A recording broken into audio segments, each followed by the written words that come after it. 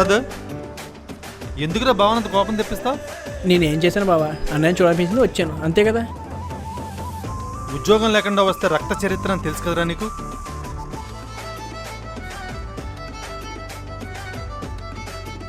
చూడాలనిపిస్తే video call చేయి, మాట్లాడాలనిపిస్తే audio call చేయి, అంతేగాని కలవాలని కలుపుకోవాలంటే మాత్రం తాట తీసేస్తాడు మీ అన్నయ్య, తెలుసు కదా నీకు?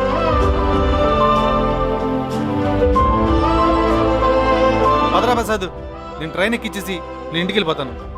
ఊరుకో బావా, నువ్వు కూడా అన్నయ్యలా మాడుతున్నావు. అంటే ఏంటి? ఇప్పుడు నువ్వు ట్రైన్ ఎక్కువా?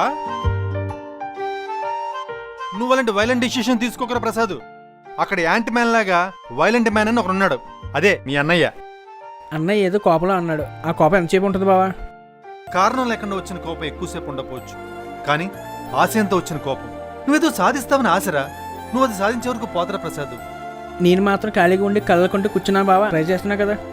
ఈ రోజుల్లో కష్టపడి ప్రయత్నించేవాడి కన్నా కాసులు పంచేవాడికి ఎక్కువ అవకాశం ఉంటారా ప్రసాద్? అవును బావా, ఈ రోజు టేబుల్ మీద పెట్టే పేపర్ల కన్నా టేబుల్ కింద నుంచి ఇచ్చే నోట్లకి విలువ ఎక్కువ బావా.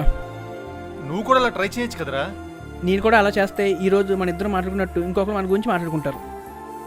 కాసులు కురిపిస్తే విలువ వస్తుందేమో గానీ గౌరవం రాదు. అయినా గౌరవం అనేది స్థాయి బట్టి వస్తుంది, స్థానం బట్టి కాదు.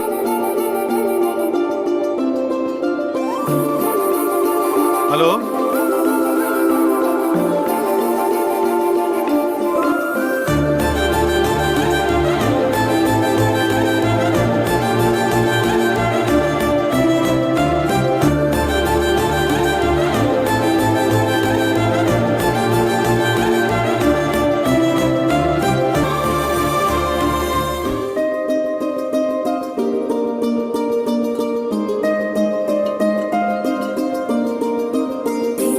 ప్రసాద్, నేను అర్జెంట్గా బ్యాంక్ వెళ్ళాలి. నువ్వేమనుకోకుండా ట్రైన్ ఎక్కి వెళ్ళిపో. దిగిన తర్వాత ఫోన్ చేయడం మాత్రం మర్చిపోకు.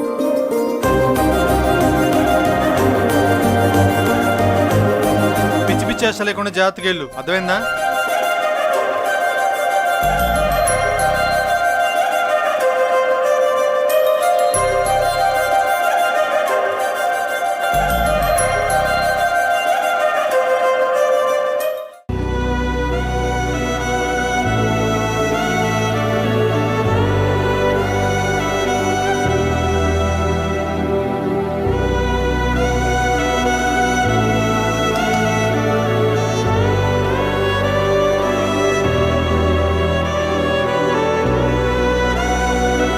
అదేంట్రా పొద్దున్న వచ్చు అప్పుడు వెళ్ళిపోతున్నావు? అసలు ఏం జరిగిందంటేరా, ఉద్యోగం రాకుండా ఈ ఊర్లో అడుగు పెట్టద్దని చెప్పాను కదా, అసలు ఎందుకు వచ్చావు? మిమ్మల్ని చూడాలనిపించి వచ్చాను.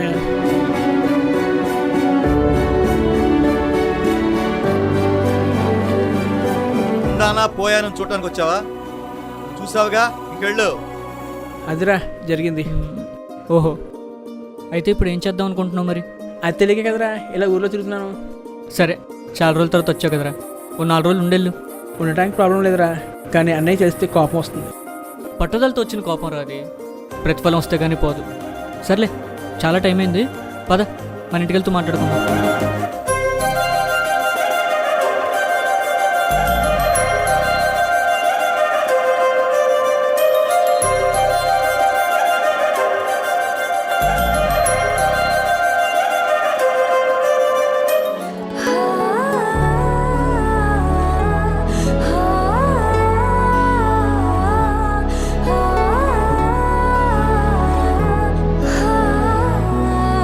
లేని వాడి గురించి ఆలోచిస్తున్నావు గానీ ఇంటికి వచ్చినవాడిని మాత్రం నోటికి ఇష్టం వచ్చి తిట్టి పంపించేశావు.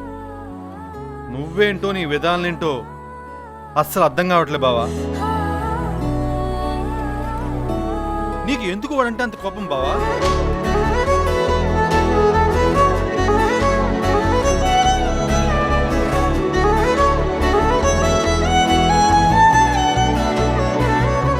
వాడు పుట్టిన వెంటనే వాడిని అమ్మ నా చేతిలో పెట్టింది. వాడు పుట్టిన 6 నెలలకే అమ్మకి జబ్బు చేసింది. నాన్న అమ్మకి వైద్యం చేయించే స్తోమత లేక, అమ్మకి సరైన వైద్యం అందక అమ్మ మమ్మల్ని విడిచి వెళ్ళిపోయింది.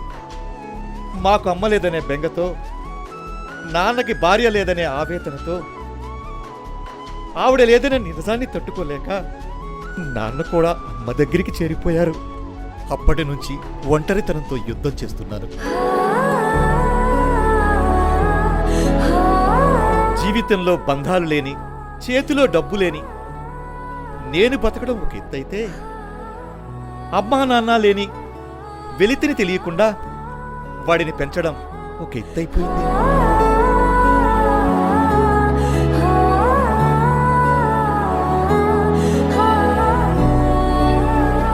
ఇందాకేంటంటున్నావు బావా? వాడంటే కోపమా? కాదు బావా, నాకు వాడు ఏమైపోతాడో అన్న భయం. ఏం మాట్లాడుతున్నావు బావ నువ్వు? అవును బావా, డబ్బిచ్చే బలం ముందు ఒంటరితనం కూడా బలగంగా మారుతుంది. వాడి జీవితంలో వాడికి ఏమీ ఇవ్వలేకపోయాను.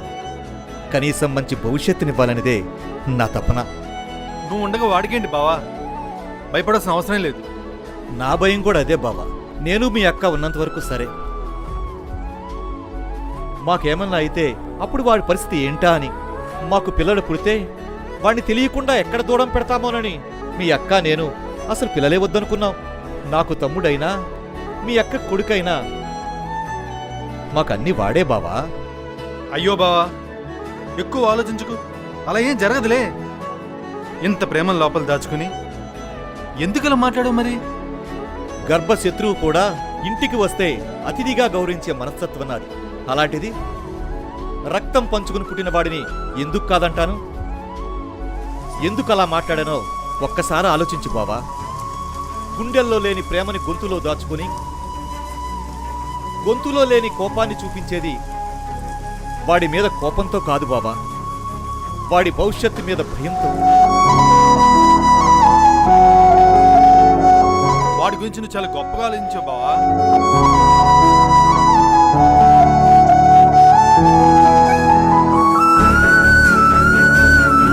నేనే కాదు బావా, నా స్థానంలో ఉన్న ఏ తల్లిదండ్రులైనా వాళ్ళ పిల్లల భవిష్యత్తు గురించి ఇలానే ఆలోచిస్తారు, ఇలానే మాట్లాడతారు, ఇలాగే ప్రవర్తిస్తారు.